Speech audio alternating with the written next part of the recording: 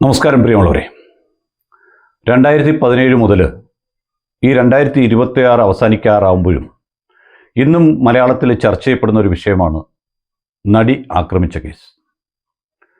പൊതുസമൂഹത്തിന് മുമ്പിൽ മുഖമറയില്ലാതെ താൻ പീഡിപ്പിക്കപ്പെട്ടു, അല്ലെ താനാണ് അവഹേളിക്കപ്പെട്ടതെന്ന് പറയുവാൻ ധൈര്യം കാണിച്ചൊരു യുവതി കോടതിയിൽ എന്തുകൊണ്ട് അതിൽ സമൂഹവും മുഴുവൻ ആൾക്കാരും പ്രതിയെന്ന് വിശേഷിപ്പിക്കുന്ന 7, 8, 9, 10, അതായത്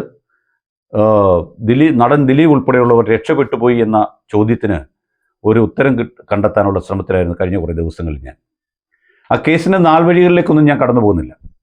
പക്ഷേ അതിൽ സംഭവിച്ച കുറേ കാര്യങ്ങളുണ്ട്. നമ്മൾ ഈ പോലീസ് ഫ്രെയിം ചെയ്യുന്ന പല കേസുകളിലും എന്തുകൊണ്ട് പ്രതി രക്ഷപ്പെട്ടു പോകും, പ്രതി രക്ഷപ്പെട്ടു പോയതിനു ശേഷം നമ്മൾ അതിൻ്റെ അപ്പീൽ പോയിട്ടോ കാര്യമില്ലാത്ത ഒരു കാര്യമാണ് പലപ്പോഴും ഉള്ളത്. പക്ഷേ ഈ കേസിൽ തെളിവുകളെല്ലാം തന്നെ 8-ാം പ്രതിക്കെതിരാണ് എന്നുള്ളത് പറഞ്ഞുകൊള്ളട്ടെ. പിന്നെ എന്തുകൊണ്ട് ഈ വിചാരണ കോടതിയിൽ നിന്ന് രക്ഷപ്പെട്ടു പോയി എന്നതിൻ്റെ കാരണം പറയുന്നതിന് മുമ്പ് 1998 തോന്നുന്നു മഞ്ജു വാര്യർ എന്ന അന്നത്തെ മലയാള സിനിമയിൽ നിറഞ്ഞു നിന്ന യുവതാരത്തെ, അന്ന് വലിയ പ്രസിദ്ധനൊന്നും അല്ലാതിരുന്ന ചെറിയ ചെറിയ വേഷങ്ങളൊക്കെ മാത്രം കൊണ്ട് സഹസംവിധായകനൊക്കെ ആയിരുന്നു ദിലീപ് എന്ന് പറയുന്ന ഗോപാലകൃഷ്ണൻ കല്യാണം കഴിക്കുന്നതോടെ അവരുടെ ജീവിതം ഒരു വീടിനുള്ളിൽ അടയ്ക്കപ്പെട്ടു. ഒരു കലാകാരി വീടിനുള്ളിൽ അടയ്ക്കപ്പെടുകയും ഭർത്താവിൻ്റെ സാമീപ്യം മാത്രം മതി, ഭർത്താവിനോടൊപ്പം ജീവിക്കുക എന്നുള്ള ഒറ്റ കാര്യം മാത്രമായിരുന്നു അവരുടെ ഉള്ളിൽ ഉണ്ടായിരുന്നത്. അങ്ങനെ ഇരിക്കെയാണ് ഈ പറഞ്ഞ നടന് പുതുമ തേടിയുള്ള യാത്രയിലായിരുന്നു ഇയാളെന്ന് ഒരു സുപ്രഭാതത്തിൽ ഭാര്യ മനസ്സിലാക്കുന്നു. അതായത് കൃത്യമായി പറഞ്ഞാൽ 2012 ഡിസംബർ മാസം 12-ാം തീയതി ഇയാളുടെ ഒരു പഴയ മൊബൈൽ അയാൾ ഷൂട്ടിങ്ങിന് പോയ സമയത്ത് വീട്ടിൽ വെച്ച് മറന്നിട്ട് പോകുന്നു. ആ മൊബൈൽ ഇങ്ങനെ രസകരമായിരുന്നു നോക്കുമ്പോൾ അതിലേക്ക് പല ആൾക്കാരും പലതരത്തിലെ മെസ്സേജ് അയച്ചിട്ടുണ്ട്. അതിലൊരു മെസ്സേജ് അവരെ വളരെയേറെ ഹേർട്ട് ചെയ്തു. ആ മെസ്സേജ് അയച്ചത് ഇന്നിപ്പോൾ ദിലീപിൻ്റെ 3-ാമത്തെയോ 4-ാമത്തെയോ ഒക്കെ ഭാര്യയായിരിക്കുന്ന, എത്രാമത്തെയാണെന്ന് എനിക്കറിയില്ല, ഭാര്യയായിരിക്കുന്ന കാവ്യ മാധവൻ എന്ന് പറയുന്ന അന്നത്തെ സിനിമാ താരമായിരുന്നു. ആ മെസ്സേജിൽ അവർക്ക് വളരെയേറെ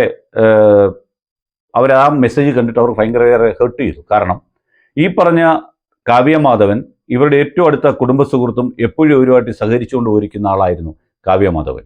നിങ്ങൾക്കറിയാം, ഭാമ എന്നു പേരുള്ളവരും സംയുക്ത വർമ്മ, ഗീതു മോഹൻദാസ് എന്ന് വേണ്ട ഈ പറഞ്ഞ ആക്രമിക്കപ്പെട്ട നടി ഉൾപ്പെടെയുള്ളവർ മഞ്ജു വാര്യറിൻ്റെ അടുത്ത സുഹൃത്തുക്കളായിരുന്നു. അപ്പോൾ അതിൽ അവർക്ക് കുറേ വിവരങ്ങൾ കിട്ടി. വിദേശത്ത് വെച്ച് ഇവർ തങ്ങളിൽ നടന്ന എന്തൊക്കെയോ കാര്യങ്ങളെ പറ്റിയുള്ള വിവരങ്ങൾ കിട്ടുകയും ഈ നടനെ ഇവർ വിളിച്ചു ചോദിച്ചപ്പോൾ അയാൾ ആവുക പറഞ്ഞു. അത് കഴിഞ്ഞ് ഈ ഇവൾ പൊട്ടിപ്പെണ്ണാണ്, അവളെന്തോ അയച്ചാൽ അത് കാര്യമാക്കണ്ടെന്നൊക്കെ രീതിയിൽ പറഞ്ഞു വിട്ടു. പക്ഷേ അവരുടെ സംശയം വീണ്ടും ഉള്ളിൽ നിൽക്കുന്ന സമയത്ത് മഞ്ജു ഈ പറഞ്ഞ കാവ്യ മാധവനെ നേരിട്ട് വിളിക്കുന്നു. കാവ്യ മാധവനെ വിളിച്ചപ്പോൾ കാവ്യ മാധവന് ഒഴിഞ്ഞു മാറിപ്പോവുകയാണ് ചെയ്തത്. അങ്ങനെ സംയുക്ത വർമ്മയും ഗീതു മോഹൻദാസും ഈ പറഞ്ഞ മഞ്ജു വാര്യരോട് ചേർന്ന് ഈ ആക്രമിക്കപ്പെട്ട നടിയുടെ വീട്ടിൽ ചെല്ലുന്നു. നടിയുടെ വീട്ടിൽ ചെല്ലുമ്പോൾ മാതാപിതാക്കൾ അവിടെ ഉണ്ടായിരുന്നു. അങ്ങനെ സംസാരിക്കുന്ന സമയത്ത് ആ പെൺകുട്ടി ശരിക്കും പറഞ്ഞാൽ ഒഴിഞ്ഞു മാറുന്നു. വേറൊരാളുടെ കാര്യത്തിൽ ഇടപെടണ്ടല്ലോ എന്ന് വിചാരിച്ച് ഒഴിഞ്ഞു മാറുമ്പോൾ ഒരാളുടെ ജീവിതമാണ്, അത് നശിപ്പിക്കരുത്, മോൾ സത്യം പറയുമെന്ന് ആ പെൺകുട്ടിയുടെ അച്ഛൻ പറഞ്ഞതനുസരിച്ചുള്ള നടന്ന കാര്യങ്ങൾ കൃത്യമായി പറഞ്ഞു. ആ പറഞ്ഞു വെച്ച കാര്യങ്ങൾ വീട്ടിൽ വരുന്ന സമയത്താണ് ദിലീപ് ഷൂട്ടിംഗ് കഴിഞ്ഞ് വരുന്നത്. ദിലീപുമായി ചോദ്യം ചെയ്യുകയും ആ സമയത്ത് അവർ തങ്ങളിൽ വഴക്കുണ്ടാകുകയും ഒക്കെ ചെയ്യുകയും അങ്ങനെ ഇവർ തങ്ങളിലുള്ള ഒരു ഭാര്യാഭർത്തൃ ബന്ധത്തിൽ വിള്ളൽ വീണു. ദിലീപ് വിചാരിച്ചു വെച്ചിരുന്നത് ഈ പറഞ്ഞ താരത്തെ ഒറിജിനൽ ഭാര്യയായിട്ടും മറ്റേ ഭാര്യയെ കൊണ്ടു നടക്കാവുന്ന വെളിയിലൊക്കെ ഉള്ള ഭാര്യയായിട്ട് 2 ഭാര്യമാരെ കൊണ്ടു നടക്കുക. അതാണ് നേരത്തെ പറഞ്ഞത്, പുതുമ തേടിയുള്ള യാത്രയിൽ ഇത് കൂടിയിരിക്കട്ടെ, മറ്റേത് വീട്ടിലിരിക്കട്ടെ എന്ന് വിചാരിച്ചു. ഒരു കാര്യം ഓർക്കേണ്ടത്, ഇയാൾ കല്യാണം കഴിച്ച ആരെയും പിന്നെ ഇയാളോടൊപ്പം അല്ലാതെ പുറത്ത് ഒരു പരിപാടി, കാരണം ഇവരൊക്കെ സെലിബ്രിറ്റീസാണ്, ഇവരാരും തന്നെ പുറത്ത് വരുന്നതായിട്ട് നമ്മൾ കണ്ടിട്ടില്ല. ഈ കാര്യങ്ങൾ നിൽക്കുന്ന സമയത്താണ് ഇവർ പോയിട്ട് ഈ ദിലീപ് ഇവരുമായിട്ട് പിണങ്ങി പോകുന്നതും ഈ പറഞ്ഞ മഞ്ജു വാര്യർ ദിലീപിൻ്റെ വീട്ടുകാരെ വിളിച്ചു വരുത്തി കാര്യങ്ങളെല്ലാം അവരോട് ധരിപ്പിക്കുകയും വീട്ടിൽ നിന്ന് ഇറങ്ങിപ്പോവുകയും ചെയ്തു. അങ്ങനെ ഇറങ്ങിപ്പോയതിന് ശേഷം ദിലീപ് ആദ്യം ചെയ്തത് അവർക്കെതിരെ കേസ് കൊടുത്തു, ബന്ധം ഒഴിയാൻ വേണ്ടി. അങ്ങനെ ബന്ധം ഒഴിയാൻ കേസ് കൊടുത്തപ്പോൾ കോടതി വരാന്തയിൽ ഈ കേസുകൾ നീണ്ടുപോകണ്ട, ഞാനങ്ങ് ഒഴിഞ്ഞു തന്നേക്കാം എന്ന രീതിയിൽ ഈ പറഞ്ഞ മഞ്ജു വാര്യർ സ്വമേധയാ ജോയിൻറ്റ് പെറ്റീഷൻ ഒപ്പിട്ട് കോടതിയിൽ നിന്ന് വിവാഹമോചനം തേടുന്നതിന് തയ്യാറായി. അവിടെയാണ് ഈ കേസിൻ്റെ ആദ്യത്തെ പരാജയം ആരംഭിച്ചത്. കാരണം ഈ പറഞ്ഞ കേസിൽ യാതൊരുവിധ എതിർപ്പുകളും ഇവർ തങ്ങളുടെ ബന്ധങ്ങളെപ്പറ്റി ഒന്നും തന്നെ മഞ്ജു വാര്യരുടെ വക്കീൽ മഞ്ജു വാര്യർ അന്ന് ഉപയോഗിക്കാഞ്ഞ കാരണം ഭർത്താവായിരുന്ന മനുഷ്യനെ കോടതി വരാന്തയിൽ കയറ്റി വലിച്ചു കീറണ്ട എന്ന് വിചാരിച്ചായിരിക്കും. മാത്രമല്ല ജോയിൻറ്റ് പെറ്റീഷൻ ആകുമ്പോൾ ഇതൊന്നും അതിനകത്ത് വെക്കേണ്ട കാര്യവുമില്ല എന്നാണ് ഞാൻ മനസ്സിലാക്കുന്നത്. എന്തായാലും അങ്ങനെ മഞ്ജു വാര്യർ പോകുന്നു. ആ മഞ്ജു വാര്യരാണ് ഈ കേസിലെ ഒരു സാക്ഷിയായി വന്നത്. അതായത് പ്രോസിക്യൂഷൻ്റെ മെയിൻ സാക്ഷിയായി വന്നത് മഞ്ജു വാര്യറാണ്. ഇനി മനസ്സിലാക്കേണ്ടത്, ഈ കേസിൽ റിമി ടോമി ആയിരുന്നു 36ാമത്തെ സാക്ഷി. 35ാമത്തെ സാക്ഷിയായിട്ട് വന്ന ഗീതു മോഹൻദാസാണ്. സംയുക്ത വർമ്മ 15ാമത്തെ സാക്ഷിയാണ്. ഇതൊക്കെ യുവ നടിയുടെ ഭാഗത്തുള്ളതാണ്. ഇതിൽ വന്ന പലരും ദിലീപിനെതിരെ കാര്യമായി മൊഴി കൊടുക്കുവാൻ വിചാരണ കോടതി തയ്യാറായില്ല. കാരണം അയാളെ ഭയമാണ്. മലയാള സിനിമയിലെ പലർക്കും, ജീവിച്ചിരിക്കുന്ന പലർക്കും അയാളെ ഭയമാണെന്നുള്ളതാണ് യഥാർത്ഥ സത്യം. അങ്ങനെ ഈ സംഭവം, അങ്ങനെ കാവ്യ വിവാഹം കഴിച്ചതിന് ശേഷം ഈ സംഭവങ്ങൾ ഉണ്ടാകുന്നു. നടി ആക്രമിക്കപ്പെടുന്നു. സാക്ഷിയായി പ്രോസിക്യൂഷൻ്റെ സാക്ഷി, അതായത് പോലീസിൻ്റെ സാക്ഷിയായിട്ട് വെച്ചതെല്ലാം തന്നെ ദിലീപിൻ്റെ അളിയനെയും ദിലീപിൻ്റെ അനിയനെയും ദിലീപിൻ്റെ ഇപ്പോഴത്തെ അമ്മായിയമ്മയും സുഹൃത്തുക്കളെയൊക്കെയാണ്. അവിടെ കേസിന് പാളിച്ച സംഭവിച്ചു എന്നുള്ളതാണ് സത്യം. രണ്ടാമത് മഞ്ജു വാര്യരെ ക്രോസ് ചെയ്യുന്ന സമയത്ത് മഞ്ജു വാര്യർക്ക് വിവാഹമോചനത്തിന് മുമ്പുള്ള കാര്യങ്ങളെപ്പറ്റി കൃത്യമായി ഓർമ്മയില്ല എന്ന് പറഞ്ഞതും ഈ കേസിന് പാളിച്ചയായി. അപ്പോൾ ഈ 120B തെളിയിക്കാനുള്ള എല്ലാവിധ സാധ്യതകളും ഈ കേസിലുണ്ടെന്ന് പ്രോസിക്യൂഷൻ വിചാരിച്ചിരുന്നു. അതിന് പറ്റുന്ന എല്ലാ ക്രമീകരണങ്ങളും അവർ ചെയ്തു. തെളിവുകളെല്ലാം ഉണ്ട്. പക്ഷേ തെളിവുകളെ സ്വാധീകരിക്കുന്ന സാക്ഷിമൊഴി നേടിയെടുക്കുന്ന കാര്യത്തിൽ പ്രോസിക്യൂഷൻ പരാജയപ്പെട്ടതാണ് ഇതിന് കാരണം. അപ്പോൾ പെട്ടെന്ന് ഒരാളിനെ രക്ഷപ്പെടുത്താൻ വേണ്ടി ഇരിക്കുന്ന ആളിന് ഇങ്ങനെയുള്ള ചാടിക്കയറാണ്ടിരിക്കുന്ന കുരങ്ങനൊരു ഏണി വെച്ചു കൊടുത്ത അവസ്ഥയിലായിരുന്നു ദിലീപിനെ കേസിൽ നിന്ന് വിടാൻ വേണ്ടിയുള്ള ഏറ്റവും വലിയ കാര്യങ്ങൾ നടന്നത്. ഇതാണ് ഈ കേസിൽ നടന്ന ഒരു കാര്യം. ശരിക്കും കേസ് ഫ്രെയിം ചെയ്ത പോലീസ് ഒന്നുകിൽ അനുകൂലമായ രീതിയിൽ ഇവരെ, ലോകത്ത് ഒരു അന്വേഷണ ഉദ്യോഗസ്ഥനും ഇങ്ങനെയുള്ള കേസിൽ പ്രതിക്ക് അനുകൂലമായി ഭാവിയിൽ വരാൻ സാധ്യതയുള്ള സാക്ഷികളെ ഒഴിവാക്കുകയാണ് ചെയ്യുന്നത്.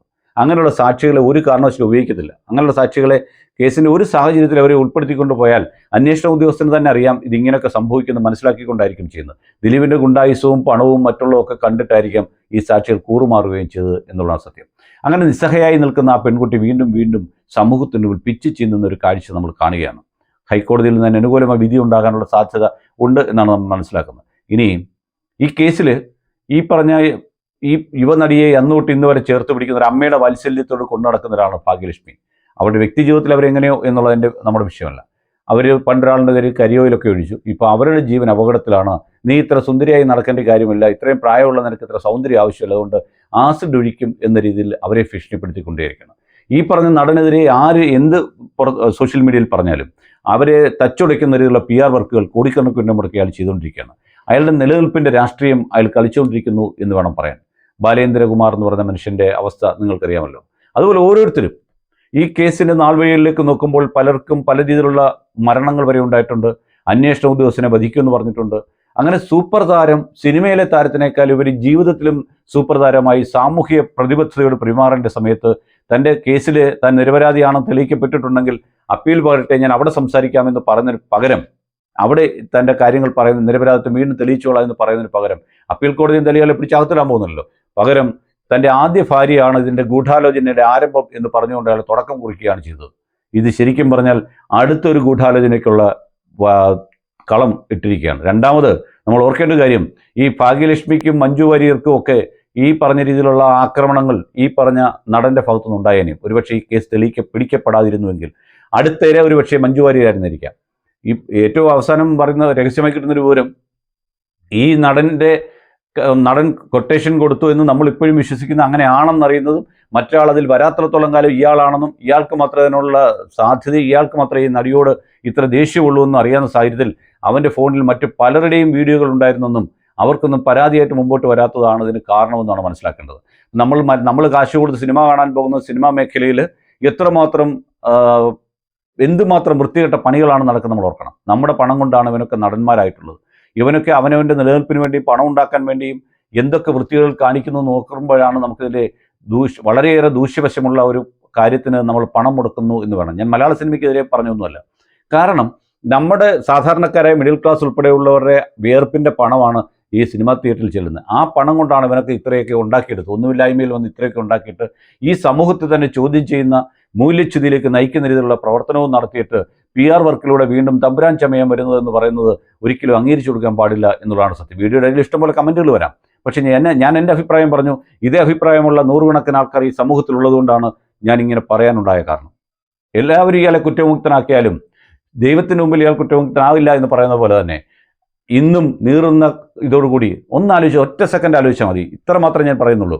2-2.5 മണിക്കൂർ 6-7 പേരുടെ ഇടയ്ക്ക് ഒരു നിർദ്ദയായ സ്ത്രീ, അല്ലെങ്കിൽ നിർഭയായി നിൽക്കാൻ പറ്റാത്ത ഒരു സ്ത്രീ, അവൾ അനുഭവിച്ച, അല്ലെങ്കിൽ ആലംബഹീനയായ ഒരു സ്ത്രീ, മറ്റാരുടെയും സഹായമില്ലാതെ 6-7 ചെറുപ്പക്കാരുടെ ഇടയിൽ നഗ്നയായി നിൽക്കുകയും അവൾ അവിടെ അനുഭവിച്ച ശാരീരിക വേദന എന്താണെന്ന് മനസ്സിലാക്കണമെങ്കിൽ ഇത് നമ്മുടെ വീട്ടിൽ ഉണ്ടായതായിരിക്കണം, അല്ലെങ്കിൽ നമ്മുടെ ബന്ധുക്കൾക്ക് ഉണ്ടായതായിരിക്കണം. അല്ലാത്തടത്തോളം കാലം നമ്മളാരും ഇയാളെ സപ്പോർട്ട് ചെയ്യുന്ന ഒരാളും അത് വിശ്വസിക്കത്തില്ല. സപ്പോർട്ട് ചെയ്യുമ്പോൾ നമ്മൾ ഓർക്കണം, മറുവശത്തുള്ള ആളുടെ ഇരയുടെ യഥാർത്ഥ അതിജീവിത ആരാണെന്ന് മനസ്സിലാക്കുന്നത് ഇതിലൂടെയാണ്. എല്ലാത്തിനെയും അതിജീവിച്ച് മുമ്പോട്ട് വരുന്ന അവൾക്ക് സപ്പോർട്ട് ചെയ്യേണ്ട സമൂഹം അവളെ വീണ്ടും വീണ്ടും വേദനിപ്പിക്കും. തെറ്റാണ്. ഇതുകൊണ്ട് ശരിക്കും പറഞ്ഞു കഴിഞ്ഞാൽ ഇതിനകത്ത് അടിമുടി ദുരൂഹത ആദ്യം തന്നെ തുടങ്ങി എന്ന് വേണം കരുതാൻ. ഇതാണ് യാഥാർത്ഥ്യം. ഈ യാഥാർത്ഥ്യം കാണാതെ മുമ്പോട്ട് പോയിട്ട് യാതൊരു കാര്യമില്ല. നാളെ ഭാഗ്യലക്ഷ്മിയുടെ ദേഹത്തേക്ക് ആസിഡ് വീണാലും അവർക്ക് എന്തെങ്കിലും സംഭവിച്ചാലും ഈ സമൂഹം ഇതൊക്കെ തന്നെ പറഞ്ഞുകൊണ്ടേയിരിക്കും. നന്ദി, നമസ്കാരം.